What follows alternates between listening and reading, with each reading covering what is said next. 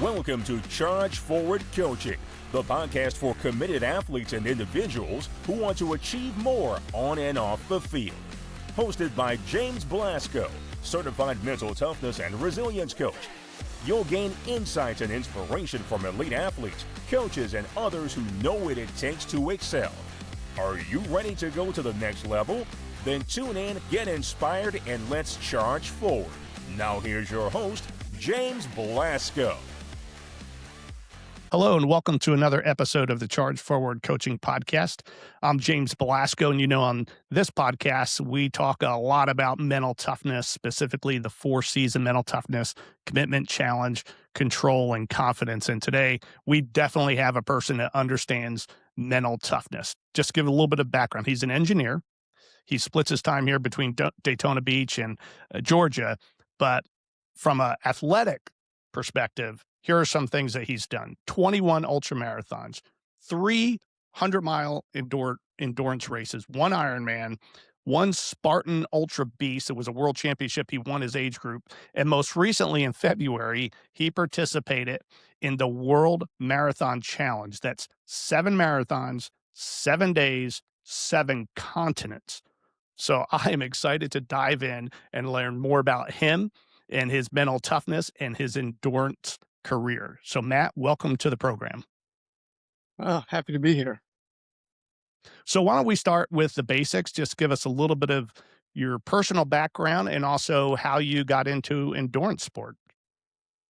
So I've always been an exerciser. When I was younger, I lifted weights a lot and ran maybe a little bit. But starting, I guess, in my mid-40s at the company that I own, we signed up a bunch of people to run the Peachtree Road Race, which is the world's biggest 10K. 2011, maybe, somewhere around there. And so started training for a 10K. And then after that, I said, oh, well, I've done a 10K. I might as well do a marathon. And so it sort of proceeded from there. I did a marathon. Then I said, well, might as well do a triathlon. And then I did triathlon. And I said, well, might as well do an Ironman. And then I think after that, maybe I said I wanted to qualify for the Boston Marathon. And then it just kept proceeding. Eventually, I got into the Spartan races and did a number of those.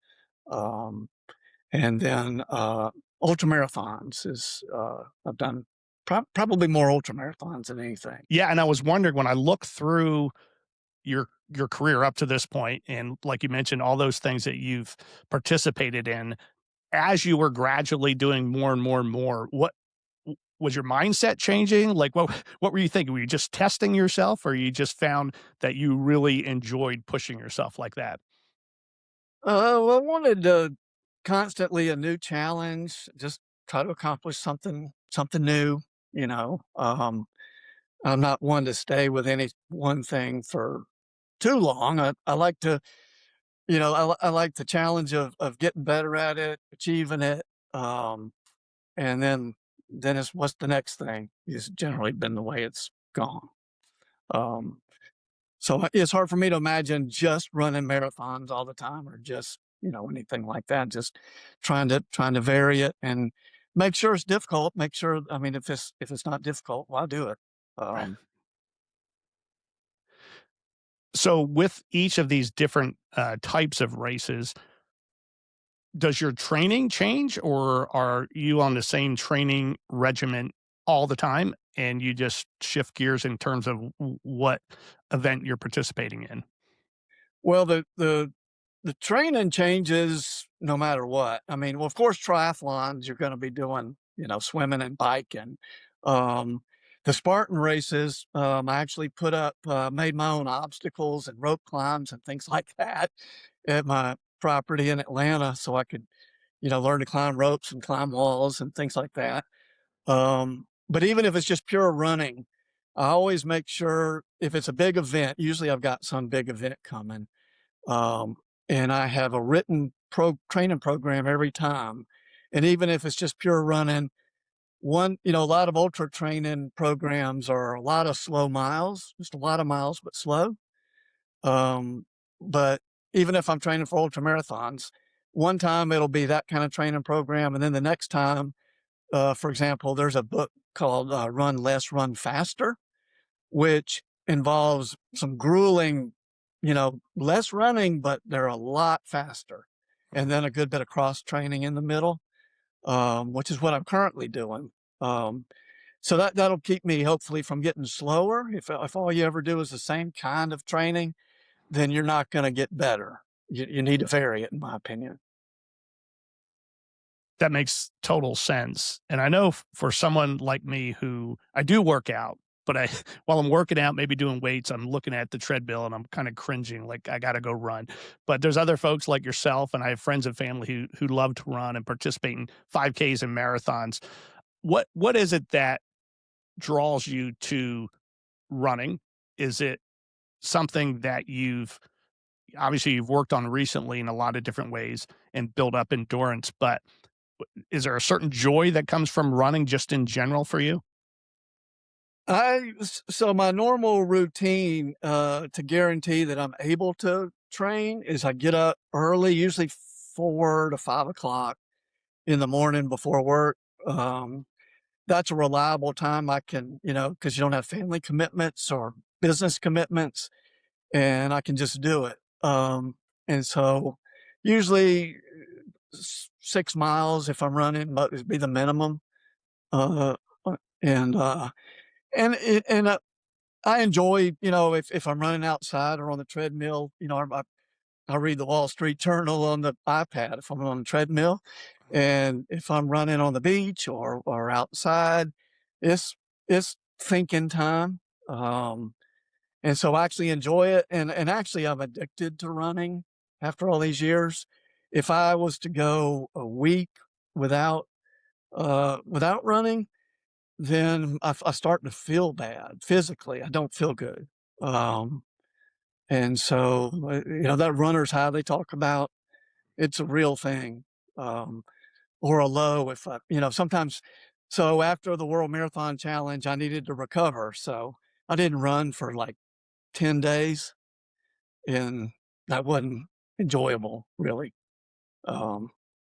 Yeah, So I've heard that a lot from others, that it's, well, like an addiction, like you said, and they just are a different person almost when they're running on a regular basis, and those short periods usually when they're not. So I'm just fascinated by the World Marathon Challenge. When I first read the article and I started going through it, I really didn't know much about it, didn't know it existed. And for those of you out there, we're about to explain what it is. Well, Matt is. Just know this: there's only like 300 people that's ever participated in this event. It's pretty exclusive group, and it involves, like I mentioned at the beginning, 7 marathons, 7 continents in 7 days. Matt, can you give us the framework of what it's like to go into this and what that week entails? So what we the way it physically worked is we had to get to Cape Town, South Africa, a couple days or 3 days before the race started, and then the first race we all boarded a plane, and it was one plane, a commercial charter that all the athletes were on, and and other than the flight to Antarctica, which had a special plane, I think it was like a Soviet era cargo plane, really, literally, because they use that plane to ship cargo to a research station on Antarctica. So we went to Antarctica, ran our first marathon, came back to Cape Town, ran the next one, and then the rest of it was on that commercial plane. And basically, one thing that we didn't realize was going to be as much was the travel. You still had to go through customs, and they made us carry our luggage off the plane and on the plane every time. Uh, and so a lot of time going through customs, waiting at airports, and then the sleeping was on the plane, which varied. You never really knew what time of day it was, because you run the marathon, you go to the airport, you get on the plane, you fly. And as soon as you get to where you're going, you get off the airplane, you go run a marathon, and you keep going. And so you never got used to the local time. Um, and you never had your body get accustomed to, there's no such thing as jet lag at that point. Um, and so, getting the food and the sleep, was a big challenge as well. And that's one of the first things I thought of as I was learning more about the experience is, okay, it's one thing to run a marathon and the preparation it takes for that and the mindset it takes for that, but just the journey from continent to continent, all the things you just described, I mean, that was a completely different mental deal you had to work through. It just blows my mind. So you get to Antarctica, very cold. You were mentioning in the article it was, 40, 50 mile an hour wind, super cold. What what was your mindset? That first marathon, you're in Antarctica, it's freezing cold. You're about to start this journey. What were you thinking? Well, that one, if I remember right, it was 8 loops, all on the ice, and so it was the coldest I've ever run in. But the challenge of that one was we ran into this big wind for about a mile, and then turned a little bit with the wind, and then turned, and the wind was at our back, and so it was very, very, very cold running into the wind, and then running with it, I got hot. And since there was no aid stations or anything like that, except for there was a tent that you could, one time per loop you could go to. So there was no change in clothes or anything. So I had to choose between being exceedingly cold or exceedingly hot, one way or the other. And after a couple of loops, I was soaking wet. I took clothes off underneath my, basically all I had at that point was a running shirt and a windbreaker. And, so that mile into the wind was freezing cold. So I chose to be freezing cold for that mile. And then I was good for the rest of it. So that was really what the challenge there was. And then Yeah, the I'm not foot, great at math, but that's about a third of the marathon or so into that freezing cold wind, right? Does that sound about right? that's, Because you went around 8 times. that's right. And I would look really forward to making the turn so that I could warm up. Yeah. I'd say, okay, only 6 more laps. Okay, only 5 more laps. Yeah. So you get done with that marathon. It's the first one, check that box. About how long from the end of when you finished to getting on the plane, about how long did you have? Well, in that particular one, the wind was picking up, and I finished, and I thought I was going to have about 2 or 3 hours. And gosh, 40 minutes after I finished, they shut down the race. They said the wind was picking up too much for the plane to take off, and we were going to get stuck in Antarctica. So probably over half of the people were still out there running. They went out there in a snowmobile with a sled trailer and picked everybody up. And they didn't get about half the people, I guess, didn't get to finish that marathon. So we got on the plane real fast and went back to South Africa. And then they let everybody that didn't finish there finish, basically make up the miles in South Africa. So that was what happened there. Gotcha. And so a big difference when you get to South Africa and the weather's different. That morning when you wake up, I'm assuming you slept a little bit on the plane. When you're about to go into the second marathon, was there a huge difference in your mindset from the beginning of that first marathon to now the second one the next day? Well, now the second one's a hot one. So freezing cold. And then the next day was hot. But it was flat, and right alongside the beach, if you want to call it that, in Cape Town. So yeah, it was way different conditions. So through this process, as you're getting to the third marathon, the fourth marathon, were there moments where you said, this is crazy. I'm not sure I can get through it. Were there physical things happening to you that maybe were unexpected and you were having to contend with them? What happened in the middle of that journey? Well, unfortunately, in Cape Town, I I ended up getting uh, GI issues, you might say. I think about 25% of the people in this race ended up with really bad uh, problems with their stomach. Let's put it that way. And that happened in the middle of the race. The second marathon, I basically got sick. Um, and like I say, about 25% of the people did. And so the whole rest of the marathons, I had that problem, um, which made it to where a big thing about running ultra marathons in particular, or lots of marathons, is eating. You need to eat, and I had trouble eating the rest of the week, and and sleep too. So I was basically sick. I didn't expect that. It did make it more difficult, I guess. It slowed me down a lot, but there was never a point at which I was gonna, not finish because of that. Um, uh, in my mind, I had to do it. And that obviously says a lot about you, your commitment. I know there's a charity involved. We'll get to that in a little bit. But when it comes to commitment and sticking to a goal like that, which is a massive goal, what do you tell yourself? What you said, you just didn't have a choice really to quit. Why? What other than the charity? Why wouldn't you quit? What's your mentality about commitment?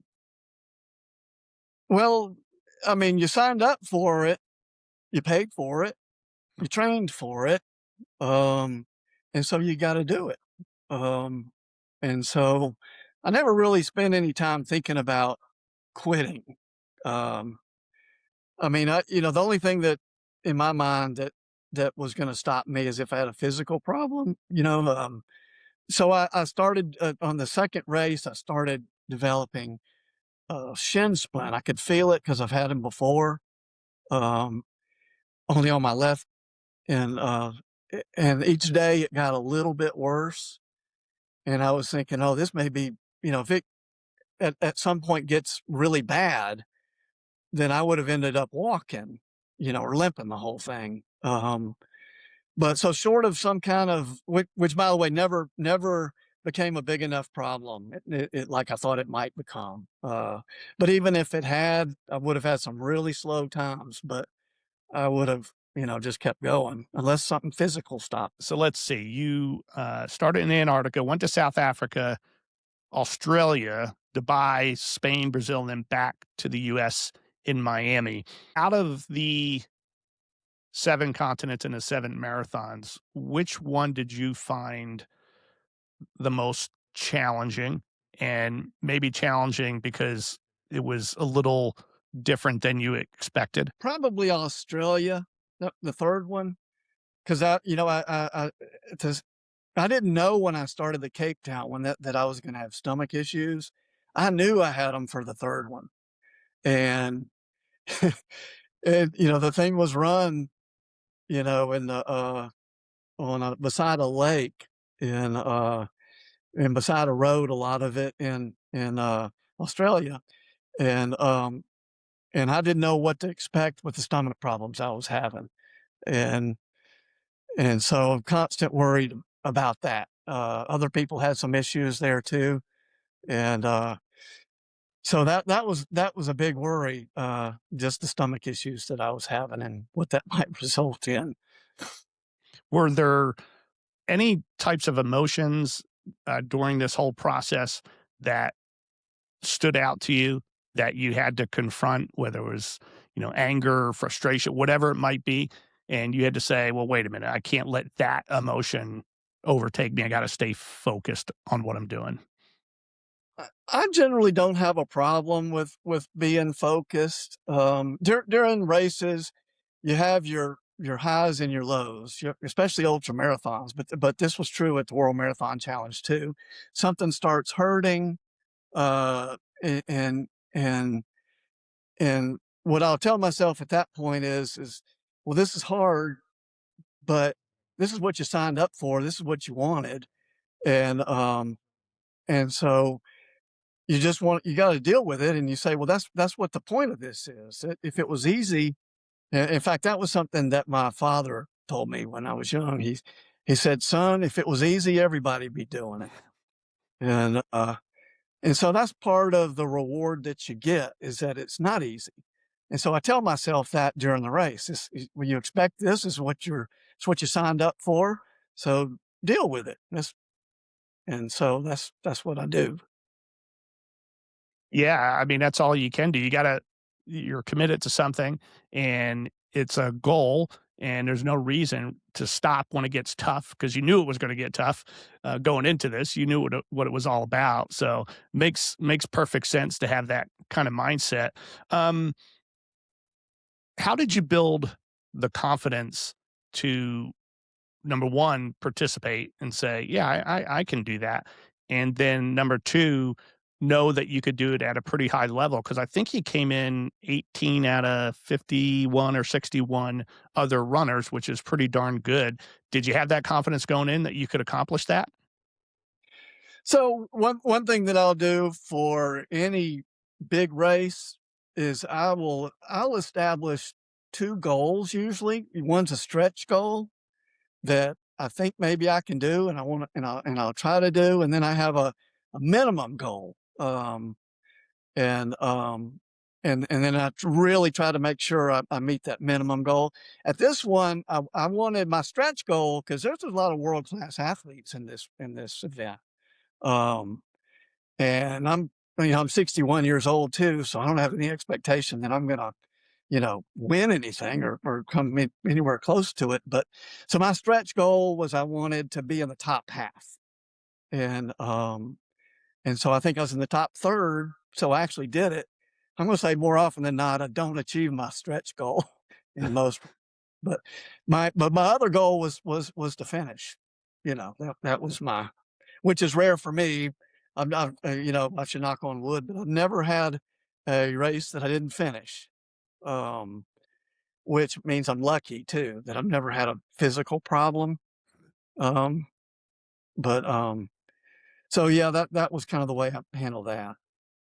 It is amazing that you really haven't had those physical issues, because we going down a list of all these things that you've participated in, you're bound to have at least one. I'm sure you're familiar with David Goggins and his book Can't Hurt Me, and here's a guy who was in great shape, and he was constantly injured. It seemed he was always battling some kind of physical ailment or some other challenge. So that is impressive that you're able to do that. So when you got done, you're in Miami and you finish the last marathon, what's one of the first things that came to mind as you crossed that finish line?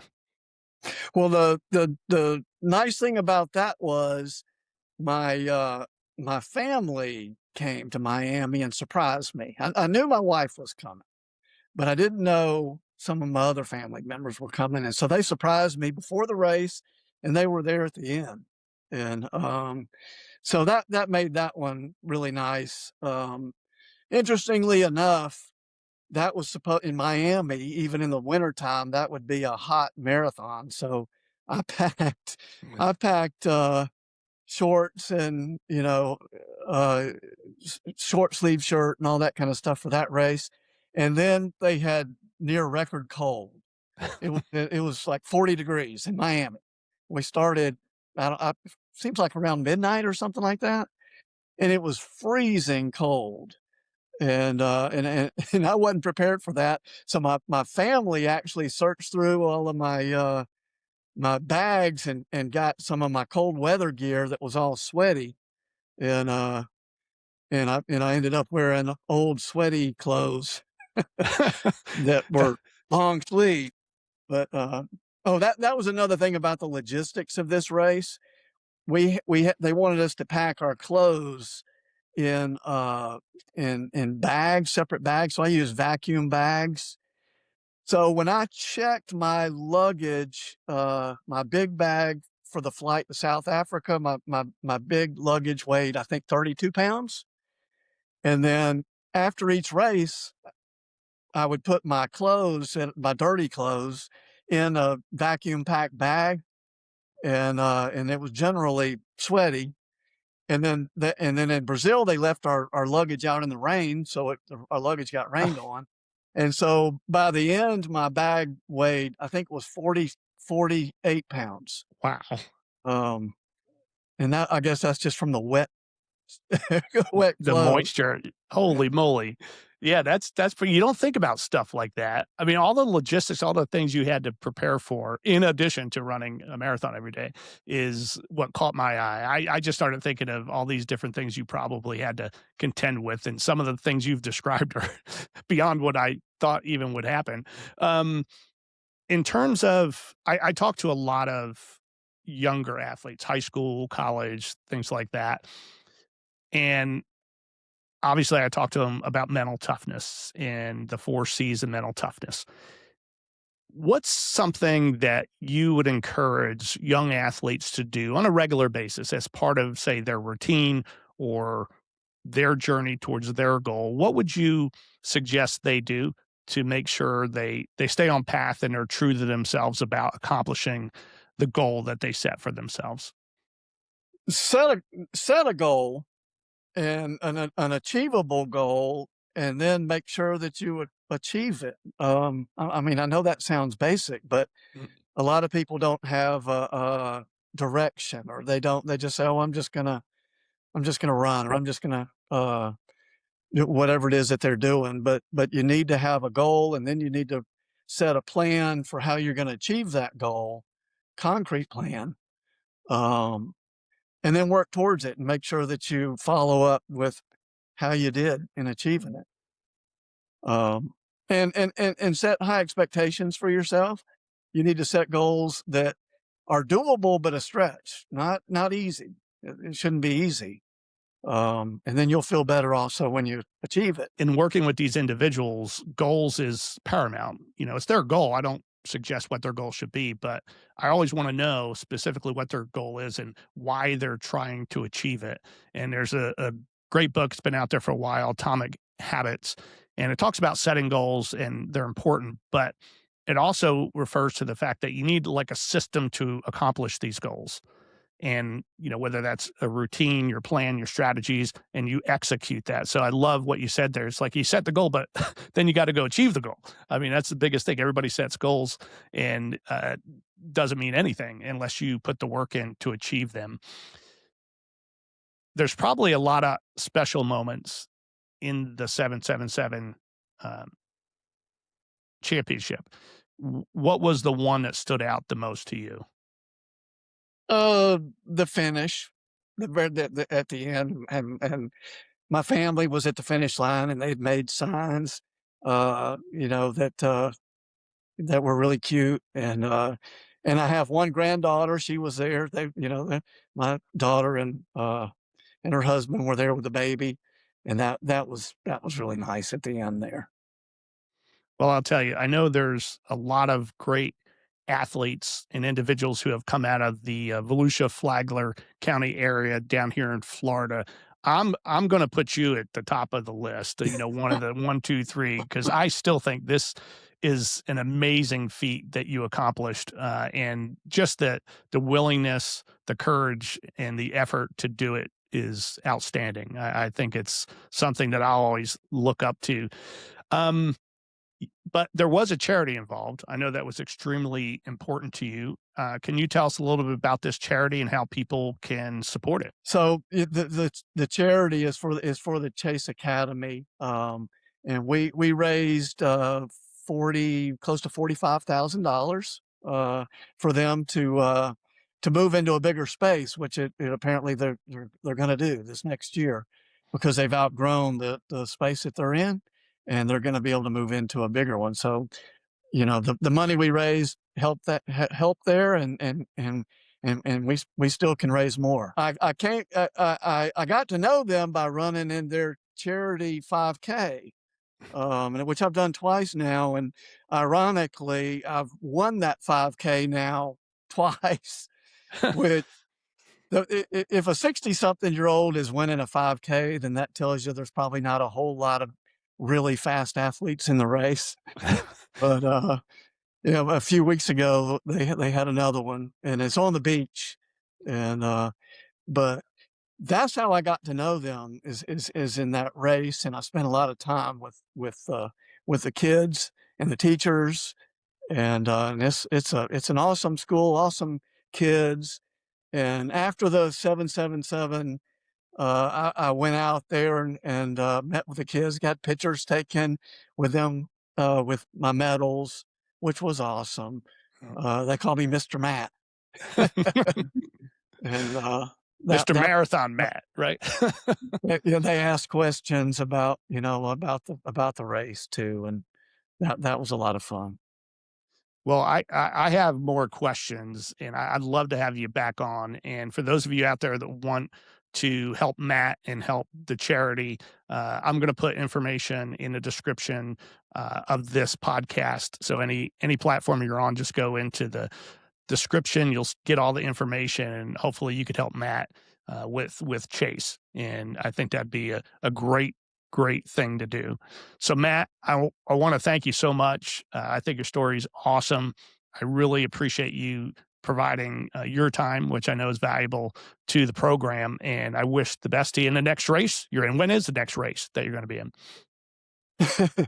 Ironically, it's going to be in Cape Town, South Africa. And next month, about a month from now. I qualified for the Abbott World Age Group Championships by running the Jacksonville Marathon at a certain time, and so it's a it's a world championship, I guess. I'm also in the process of running all the Abbott World Marathon majors. I've done Boston, I've done New York, and there's more, but Cape Town's about to be one of them. And so that's what I'm training for right now. When I turned 60 last year, a year and a half ago, on the day before my birthday, I ran the Daytona 100. It's a 100-mile race from Jacksonville to Daytona. Mhm. And I turned 60 in the middle of the night, in the middle of the race at about the 80-mile mark. And my family surprised me at an aid station in the middle of the night there at 12:04. Then right after I turned 60, they were singing happy birthday as I ran into the aid station and surprised me. That's awesome. Did you have some cake or did you just keep going? No, it probably cost me about 1 minute, and I kept going, but that was a neat story. That having my birthday party in the middle of a 100-mile race. Absolutely. I think all your stories are really neat and interesting. And, you talk about your family, when you have these experiences and you put your heart and soul into something and that mental toughness is there that gets you through it all, it touches other people. It touches other people, not just that they're proud of you, but they say, hey, he did something, I could do something. Doesn't have to be a marathon, could be another goal they're trying to achieve. And they use all those things that you learned and leaned on to get through these marathons and these events to help them grow towards their goals. So what you do is a lot bigger than just running some marathons, and we appreciate that. I appreciate that.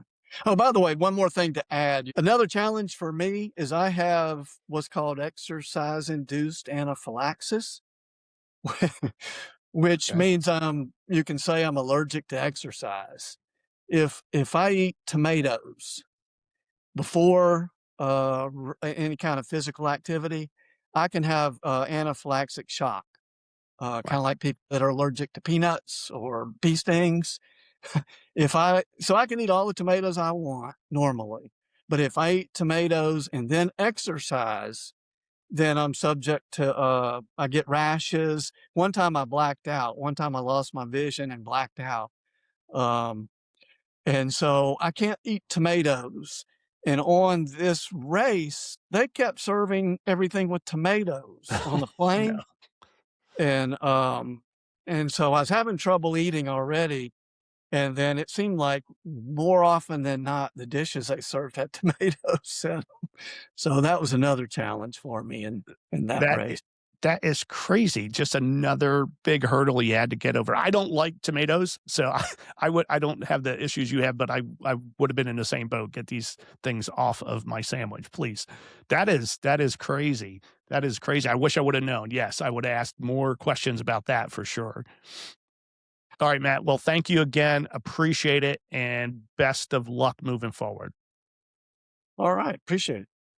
And for the rest of you out there, don't forget to like, share, and subscribe and all that good stuff. And if you want to learn more about mental toughness, go to chargeforwardcoaching.com. You can learn a little bit more about me and my coaching, and even sign up for a free discovery call if you have some goals that you think I could help you with. But in the meantime, just keep charging forward.